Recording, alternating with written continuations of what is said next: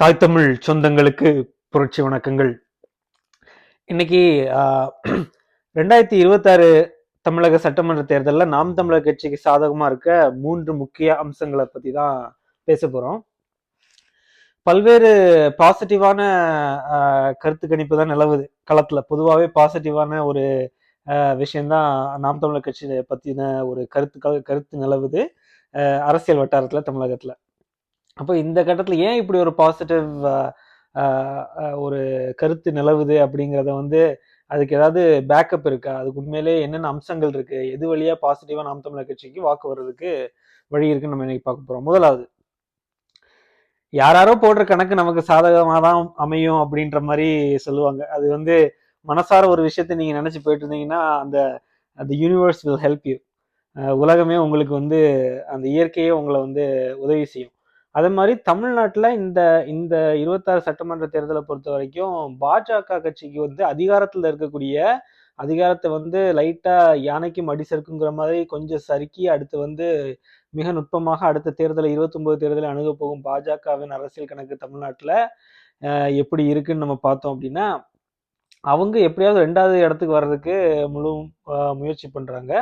அவங்க கீழே மொத்தமா எல்லாரும் அணிவகுக்கணும்னு அவங்க பாக்குறாங்க. பொலிட்டிக்கல் பார்ட்டி அவங்களுக்கு அதான் கோல், திமுகவை எதிர்கொள்றதுக்கு. ஏன்னா அங்க கூட்டணி உருவாயிருக்கிறதே வந்து பாஜகவை மையமா வச்சுதான் அந்த இடத்துல கூட்டணி உருவாயிருக்கு.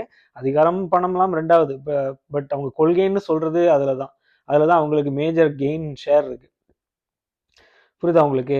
அப்ப அவங்க வந்து எதிர்த்தாப்புல இருக்கக்கூடிய எல்லா வாக்கையும் அவங்க கீழே கன்சால்டேட் பண்ணணும்னு பாக்குறாங்க. அதுதான் அதுதான் அவங்களோட கோல், பொலிட்டிக்கல் கோல் இன் தமிழ்நாடு பொலிட்டிக்கல் ஃபீல்ட். அப்போ அவங்க என்ன பாக்குறாங்க, எடப்பாடி அவர்களை வளர விடக்கூடாதுன்னு பாக்குறாங்க. எடப்பாடி அவர்களை வந்து அவங்களோட வளர்ச்சியை தடுத்து நிப்பாட்டணும். அவங்க வந்து இந்த 26 தேர்தலில் வந்து ஒன் ஆஃப் த பார்ட்டியா தான் இருக்கணும், அப்போசிஷன் பார்ட்டியா வந்துடக்கூடாது அப்படிங்கிறது அவங்களோட கணக்கு. அதனாலேயே அந்த கூட்டணி வலுப்பெறுறதை அவங்க வந்து அனுமதிக்க மாட்டாங்க. அது எல்லா விதத்திலையும் பொலிட்டிக்கலா they will strike it down. அது நமக்கு எந்த விதத்துல லாபம் அப்படின்னா, இது மக்களிடையே தெரிய ஆரம்பிச்சது. இந்த மாதிரி எடப்பாடி அவர்கள் தொடர் தோல்வியில இருக்காரு, உள்ளுக்குள்ளே பல கழகங்கள், அவங்களுக்குள்ளே கூட்டணி முரண்பாடு கருத்துக்கள் எல்லாமே நிலவரதுனால அவங்க ரொம்ப வீக்கா இருக்காங்கன்னு ஒரு பெர்செப்ஷன் வந்து ஒரு கண்ணோட்டம் தமிழக அரசியல் நிலவிக்கிட்டே இருக்கு. அப்போ அந்த மாதிரி ஒரு கட்டத்துல சீமான் போன்று மிலிட்டண்டா 2 கட்சியும் எதிர்த்து அடிக்கக்கூடிய ஒரு ஹீரோவா நிற்கக்கூடிய ஒரு லீடரை வந்து மக்கள் கவனிக்க ஆரம்பிச்சிட்டாங்க. அவங்க பாக்குறாங்க, நோ மேட்டர் வாட், பவருக்கு போற அளவுக்கு அவங்க வந்து அவங்களை இன்னும் நம்பலைனாலும் களத்துல வந்து எதிர்கட்சியை எதிர்த்து கேள்வி கேட்கறதுக்கு இருக்கக்கூடிய மோஸ்ட் பொட்டன்ட் லீடர் வந்து இன்னைக்கு அரசியல் களத்துல தமிழ்நாட்டுல சீமான் அவர்கள் தான் தொடர்ந்து பார்த்துட்டோம். அவருக்கு வந்து அவர் என்ன இஷ்யூஸ் எடுத்து பேசினா, என்ன சிக்கல்களை எடுத்து பேசினா ஊடகங்கள் பொது ஊடகங்கள்ல விவாதிக்கும், அந்த அளவுக்கு ஒரு பொலிட்டிக்கல் சினாரியோ உருவாக்க முடியும். அதாவது களத்துல நடக்கக்கூடிய ஒவ்வொரு விஷயங்களையும் தனக்கு சாதகமா பயன்படுத்திக்கிற ஒரு அரசியல்வாதி தான் சிறந்த ஒரு பிரில்லியன்ட் பொலிட்டிஷியன். அப்போ வந்து களத்துல எதை பேசினா நீங்க வந்து அவரை காட்டுவீங்க, அந்த களத்தை வெளிச்சம் இருக்கும்போது என்ன பேசணும், அது எங்க வரைக்கும் போய் சேரும்லாம் அந்த அந்த அதெல்லாம் கணக்கு போட்டு தான் இந்த ஈரோடு கிழக்கு தேர்தல் அவர் நடத்தியிருக்காரு. அதனால இந்த அதிமுக கட்சியினால பலனில்லாத சமூகங்களை இவரால ஒன்றிணைக்க முடியும் அப்படிங்கிறது ஒரு பாசிட்டிவான விஷயம். அதை வீக்கன் பண்றது, எனேபிள் பண்றதுக்கு தான் பாஜக வந்து எடப்பாடி அவர்களை மேல வர விடாம பார்த்துப்பாங்க. கவலை சொல்லணும்னா அதிமுக எந்திரிச்சு வந்துடக்கூடாது, பழைய பலத்தோட செகண்ட் பொசிஷனுக்கு வரக்கூடாது அப்படிங்கிறத பார்ப்பாங்க. அதனாலதான் அது வந்து முதல் அம்சம். அதோட அறிகுறி தான் நீங்க விஜயை சுத்தின பாதுகாப்பு வட்டம். அதை ஏன் கொடுத்துருக்காங்கன்னா, இனிமே விஜய் யாரை சந்திக்கணும், ஏன் விஜய் இது எப்படி கூட்டணி அமையுங்கிறதுல வந்து பிஜேபி இடையில ஒரு லேயரா இருக்காங்கன்றதை நீங்க புரிஞ்சுக்கலாம். அந்த செக்யூரிட்டிங்கிறத நீங்க அப்படிதான் புரிஞ்சுக்கணும். விஜய் இஸ் டேக்கன், கையில் எடுத்துட்டாங்க விஜய் மொத்தமா பிஜேபி கண்ட்ரோல்ல. புரியுதா உங்களுக்கு? ஸோ அதை கொடுத்து இனிமே கூட்டணி எப்படி அமையும் அப்படின்னு ப்ளே பண்ண போறது அவங்க தான். ஏன்னா நீங்க சசிகலா அவர்களோட அந்த ஒரு வார் நடந்துட்டு இருந்ததுல எடப்பாடி அவர்களுக்கு அந்த ஏடிஎம்கே வாரையே ஃபெசிலிட்டேட் பண்ணதுக்கு எவ்வளவு தூரம் பிஜேபி அன்னைக்கு அவங்க போட்டது வேற கணக்கு. என்ன சொல்றது, எடப்பாடி அவர்களுக்கு ரொம்ப ஃபேவரபிளா இருப்பார் அப்படின்னு சொல்லிட்டு, பட் அவர் எதிர்ப்பாரு, அந்த ஓட்டுகளுக்காக ஒரு ட்ரை பண்ணி பார்ப்பாரு, இந்த அளவு கொண்டு வருவார் இழுத்து அப்படிங்கிறத அவங்க நினைக்கல, இவங்களை கழட்டி விடுவாங்கன்னு நினைக்கல.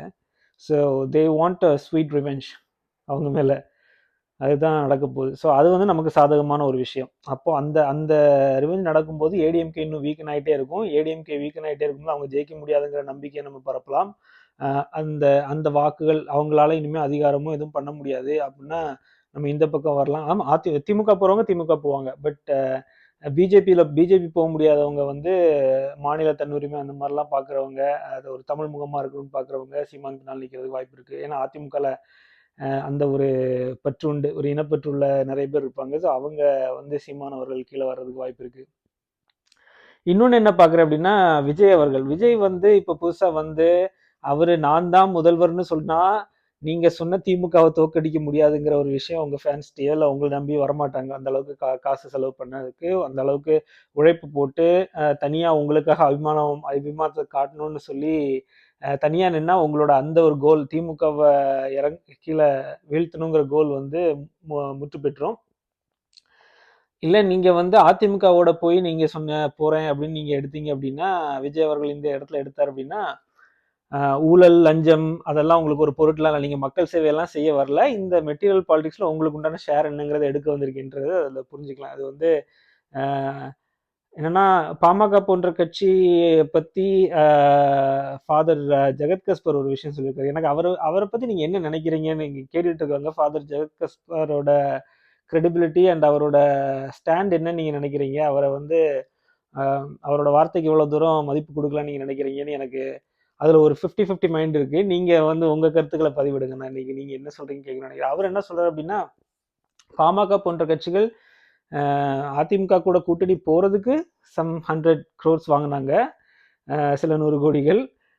அதே மாதிரி கூட்டணி போறதுக்கு இந்த கட்சியோட கூட்டணி போறதுக்கு சில 100 கோடிகள் வந்தது. அப்போ ஒவ்வொரு தேர்தலும் வியாபாரம் அவ்வளவு 100 கோடிகள் பரிமாறுது அப்படிங்கிற மாதிரி அவர் சொல்றாரு. இது கூட்டணிக்குள்ள இருக்கக்கூடிய லாபம் பார்த்துக்குங்க நீங்க. சரியா? ஸோ அந்த மாதிரி ஒரு பேரம் நடந்துகிட்டு இருக்க டைம்ல பேரம் இல்லை, லைக் அது வந்து அவர் சொல்றாரு. ஜெகத் ஃபாதர் பொய் சொல்ல மாட்டாருன்னு நினைக்கிறேன். அதனாலதான் அந்த கிரெடிபிலிட்டி கொடுக்குறேன். பட் நீங்க சொல்லுங்க, இது கிரெடிபிலிட்டி கொடுக்கலாமா வேண்டாமா அப்படிங்கிற மாதிரி. ஸோ அப்ப அந்த அளவுக்கு ஒரு கூட்டணி பேரம் இருக்கிற இடத்துல தனியா நிக்கணும்னா அதுக்கு ஒரு காரணம் இருக்கும்ல. அந்த காரணம் என்ன?